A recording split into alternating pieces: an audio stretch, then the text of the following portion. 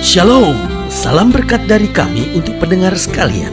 Saat ini pendengar akan diberkati dengan program Hari Ini Harinya Tuhan bagian yang ke-8. Sebuah program rohani tentang doktrin Alkitab yang menolong kita untuk semakin tertanam dalam kebenaran firman dan bertumbuh dalam kemuliaan. Bersama hambanya, Pendeta Gilbert Lumwendong, STH. Banyak orang merasa doktrin Alkitab sebagai sesuatu yang membingungkan. Tetapi tahukah saudara bahwa doktrin Alkitab intinya adalah memahami Alkitab dengan benar, dengan pemahaman yang sistematis, sehingga kita terus dapat tertanam di dalam kebenaran firman, sehingga kita terus bertumbuh di dalam kemuliaan Allah. Buka hati saudara sekalian untuk menerima berkat-berkat firman-Nya hari ini. Manusia hidup hari-hari terakhir ini menjadi manusia-manusia yang saya sebut hidup dingin. Itu sebabnya menarik untuk kita pelajari tentang 10 tulah tanah Mesir ini yang berhubungan dengan akhir zaman. Karena harus kita jujur mengakui bahwa tulah yang sama sedang terjadi. Kenapa? Karena kita bilang tidak ada sesuatu yang baru yang ada di muka bumi. Segala sesuatu yang sudah ada berasal dari segala sesuatu yang pernah ada. Dan kita gambarkan bahwa memang benar bahwa sekarang orang percaya sedang diperhamba di dunia ini. Dan dunia ini gak bisa lama lagi, karena jerit tangis serta seruan orang percaya sudah didengar oleh Tuhan. Ada masanya Bapa sendiri akan mengangkat kita masuk dalam kemuliaannya, di mana kita masuk ke tanah perjanjian, tetapi bukan lagi secara lahiriah, tetapi tanah perjanjian secara rohani. Apa yang terjadi di zaman itu dengan bangsa Israel dan umat Allah itu hanyalah sebuah gambaran yang kata Paulus hanyalah samar-samar, tetapi kelak segala sesuatunya akan nyata jelas, di mana kita akan keluar dari perbudakan dunia ini dan masuk ke tanah perjanjian, sorga, rumah Bapa yang kekal, di mana Kristus akan menjadi raja dan kita akan bersama memerintah dengan Dia sampai selama-lamanya. Nah, saudara pelajari bahwa beberapa tulah di depan sudah sangat persis dengan apa yang terjadi. Nah, sekarang kita mau pelajari yaitu tulah ke-7, yaitu hujan es, di mana manusia hidup dingin. Artinya dingin di sini masa bodoh dengan kegerakan-kegerakan rohani yang ada. Saudara gue yang kasih dalam Tuhan, banyak orang gak tertarik dengan nubuatan, banyak orang gak tertarik dengan kegerakan-kegerakan rohani. Orang sekarang masuk gereja cuman katanya bisa nyembuhin, ya udah datang ya kan, katanya bisa memberkati, ayo, katanya bisa membuat rumah tangga jadi bahagia, ya ayo gitu. Sehingga sebenarnya bukan yang dia cari bukan Tuhannya, tetapi cuman tangan Tuhannya, mujizat Tuhannya. Tetapi pada dasarnya manusia sedang dingin, masa bodoh dengan kegerakan-kegerakan rohani yang dia pikirkan cuma keperluan dan kepentingannya sendiri. Yang kedua, manusia masa bodoh dengan pekerjaan Tuhan. Mau gereja nggak maju kek, mau gereja nggak dapat izin kek, mau gereja bangunannya doyong kek, yang penting rumah saya mewah, yang penting cincin saya berlian, yang penting tas saya mahal, yang penting mobil saya baru, ya kan? Kita nggak peduli dengan pekerjaan Tuhan, kita nggak peduli bagaimana penginjilan hamba-hamba Tuhan, kita nggak peduli bagaimana kehidupan pendeta kita, ya kan? Kita sama sekali nggak mau pikirkan tentang itu, ya kan? Pendeta kita mau susah kek, yang penting dia doain gue ya supaya gue kaya ya. Saudaraku yang kasih dalam Tuhan, sebagai hamba Allah saya hanya mau ingatkan bahwa sebagai jemaat kita perlu memperhatikan gembala sidang di mana kita beribadah, sehingga kita mendukungnya bukan hanya dengan doa, tetapi apa yang kita mampu bisa berikan, kita berikan untuk apa? Supaya dia dapat membuat pekerjaan Tuhan makin maju lagi, supaya gereja kita bisa menangkan jiwa lebih banyak lagi.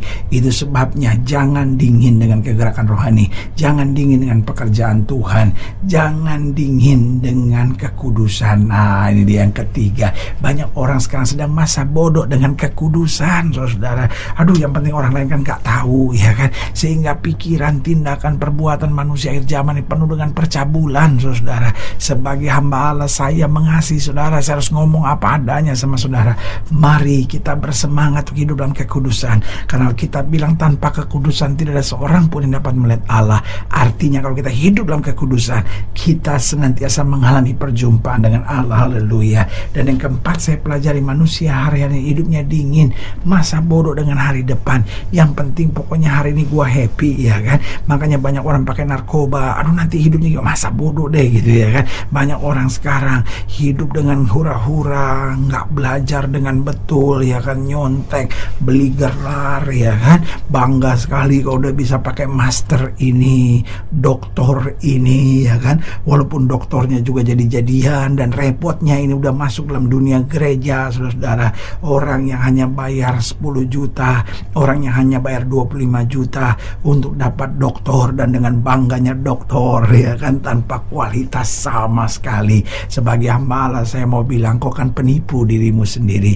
Engkau kan tahu kau tidak pernah studi untuk doktor. Sudahlah, jangan berputar-putar sama dirimu sendiri. Engkau hanya seorang penipu yang memanfaatkan jemaat dengan namamu sendiri. Sebagai hamba Allah saya cuma mau bilang, bertobat saudara-saudara, karena kita tidak layak memakai gelar itu. Inilah yang terjadi di akhir zaman. Manusia masa bodoh dengan hari depannya. Yang penting dia kelihatan hebat ya kan, sehingga sekolah pun dia tipu, gelar pun dia tipu. Aduh, engkau akan rugi sendiri saudara-saudara. Dan yang kelima saya pelajari, manusia akan hidup dingin, masa bodoh dengan kegerakan rohani, masa bodoh dengan pekerjaan Tuhan, masa bodoh dengan kekudusan, masa bodoh dengan hari depan, dan akhirnya masa bodoh dengan hidup yang akan datang. Saudaraku, kita hidup bukan hanya asal hidup, tetapi kita hidup satu kali nanti akan hidup kekal. Yang sekarang ini hanya sementara, but the real life, hidup yang benar dan sebenar-benarnya, justru itu yang akan datang nanti. Mari kita menjadi orang yang bersemangat untuk kegerakan rohani, untuk pekerjaan Tuhan, untuk kekudusan, untuk hari depan kita dan hidup yang akan datang. Haleluya. Selamat datang dalam program kita hari ini, Harinya Tuhan, sebuah program rohani yang kembali mengingatkan kepada kita betapa pentingnya kita menjadikan firman Tuhan sebagai dasar keseharian hidup kita. Karena selama kita jadikan firman Tuhan sebagai dasar keseharian hidup kita, langkah-langkah ke depan kita penuh dengan kepastian, kemenangan, berkat, mujizat, dan perkara-perkara besar. Haleluya. Dan dalam program ini kita sedang membahas tentang hujan es. Ini dia lambang kedinginan di akhir zaman ini ya kan. Nah, pembahasan tentang hujan es ini kita mau sama-sama belajar dari Kejadian pasal yang ke-9. Kejadian pasal yang ke-9 ayat yang ke-22, Kejadian pasal 9 ayat 22 sampai ayatnya yang ke-35. Demikian firman Tuhan. Keluaran pasal 9 ayat 22 sampai 35. Demikian firman Tuhan. Berfirmanlah Tuhan kepada Musa, ulurkanlah tanganmu ke langit supaya hujan es turun di seluruh tanah Mesir, menimpa manusia dan binatang, dan menimpa tumbuh-tumbuhan di padang di tanah Mesir. Lalu Musa mengulurkan tongkatnya ke langit, maka Tuhan mengadakan guru dan hujan es, dan api pun menyambar ke bumi, dan Tuhan menurunkan hujan es meliputi tanah Mesir. Dan turunlah hujan es beserta api yang berkilat-kilat di tengah-tengah hujan es itu, terlalu dahsyat, seperti yang belum pernah terjadi di seluruh negeri orang Mesir sejak mereka menjadi satu bangsa. Hujan es itu menimpa binasa segala sesuatu yang di padang di seluruh tanah Mesir, dari manusia sampai binatang, juga segala tumbuh-tumbuhan di padang ditimpa binasa oleh hujan itu, dan segala pohon di padang ditumbangkannya. Hanya di tanah Goshen, tempat kediaman orang Israel, tempat kediaman umat Allah, tidak ada turun hujan es. Lalu Firaun menyuruh memanggil Musa dan Harun serta berkata kepada mereka, aku telah berdosa sekali ini, Tuhan itu yang benar, tetapi aku dan rakyatku lah yang bersalah. Berdoalah kepada Tuhan, guru yang sangat dahsyat dan hujan es itu sudah cukup, maka aku akan membiarkan kamu pergi, tidak usah kamu tinggal lebih lama lagi. Dan berkatalah Musa kepadanya, sekeluar aku dari kota ini, aku akan mengembangkan tanganku kepada Tuhan. Guru akan berhenti dan hujan es tidak akan turun lagi, supaya engkau mengetahui bahwa bumi adalah milik Tuhan. Tetapi tentang engkau dan para pegawaimu, aku tahu bahwa kamu belum takut kepada Tuhan Allah. Tanaman rami dan jelai telah tertimpa binasa, sebab jelai itu sedang berbulir dan rami itu sedang berbunga. Tetapi gandum dan sekoi tidak tertimpa binasa, sebab belum lagi musimnya. Lalu keluarlah Musa dari kota itu, meninggalkan Firaun, dikembangkannya tangannya kepada Tuhan. Maka berhentilah guru dan hujan es, dan hujan tidak tercurah lagi ke bumi. Tetapi ketika Firaun melihat bahwa hujan es dan guru telah berhenti, maka teruslah ia berbuat dosa. Ia tetap berkeras hati, baik ia maupun para pegawainya. Berkeras hati Firaun sehingga ia tidak membiarkan orang Israel pergi, seperti yang telah difirmankan Tuhan dengan perantara perkataan Musa. Nah, saudaraku yang kasih dalam Tuhan, dapat kita lihat dengan jelas di sini bahwa tulah ke-7 adalah hujan es, dan ini masih kita lihat hubungannya dengan akhir zaman ini, bahwa kedinginan sedang melanda di mana-mana. Ya kan, kegerakan rohani, pekerjaan Tuhan, kekudusan hari depan, bahkan hidup yang akan datang. Nah, itu sebabnya di akhir zaman Roh Kudus digambarkan sebagai api. Nah, kenapa Roh Kudus digambarkan sebagai api? Api itu membersihkan. Jadi barang-barang logam yang tidak bisa bersih, maka dia harus dilewati di api. Untuk apa? Untuk menjadi bersih. Bahkan kita lihat logam mulia, emas itu, untuk memurnikan emas itu, dia harus lewat api, saudara-saudara. Jadi yang pertama, api memurnikan, api membersihkan segala yang udah kerak-kerak dosa dalam hidup kita. Waktu api Roh Kudus masuk dalam hidup kita, dia bersihkan sehingga pikiran, hati, jiwa kita sepenuhnya tertuju kepada Tuhan saja. Yang kedua, api menghancurkan. Kalau kebakaran terjadi, rumah-rumah hancur sama sekali. Saudaraku yang kasih dalam Tuhan, dosa-dosa, pikiran-pikiran kotor, pikiran-pikiran cabul, bahkan segala keputusan, kekecewaan dihancurkan melalui kuasa Roh Kudus. Makanya kita bilang kalau Roh Kudus turun, kamu akan menerima kuasa, karena segala yang jelek-jelek, segala yang rusak-rusak dihancurkan oleh kuasa Roh Kudus itu. Jadi api memurnikan, membersihkan, api itu menghancurkan, bahkan kemudian api menjadikan matang, saudara.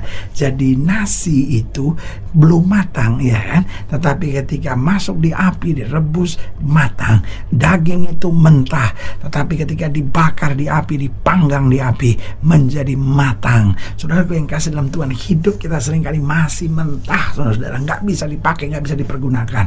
Itu sebabnya Roh Kudus turun, hidup kita dapat dipakai karena hidup kita matang dan dewasa. Haleluya. Dan yang keempat, fungsi api untuk dapat membuat mudah diatur. Besi yang keras dilewati di api, merah menyala, dan ketika panas gampang untuk diatur. Begitupun hidup Kristen kita, kadang-kala begitu keras seperti baja, lewat api dibentuk Tuhan, dijadikannya indah bagi kemuliaan namanya. Haleluya. Saudara yang kekasih dalam Tuhan, jika saudara dilayani lebih jauh, hubungi kami melalui telepon, hubungi kami melalui surat, kunjungi website kami, karena kami ada untuk membawa Bapak Ibu saudara senantiasa lebih dekat pada Tuhan dan mengalami kasih kuasa mujizat yang luar biasa. Haleluya. Secara khusus melalui program ini juga saya mau berdoa buat siap saudara yang sakit, siap saudara yang berbeban berat, karena saya percaya bahwa bagi Allah tidak ada perkara yang mustahil. Nah, saudara yang didoakan secara khusus, boleh taruh tangan kanan saudara di dada dan kita akan berdoa. Mari kita berdoa. Bapa, dalam nama Yesus, hamba doa buat yang sakit, hamba doa buat yang berbeban berat, hamba doa untuk setiap mereka yang sedang menghadapi masa-masa yang sukar, karena hamba percaya bahwa bagi Allah tidak ada perkara yang mustahil.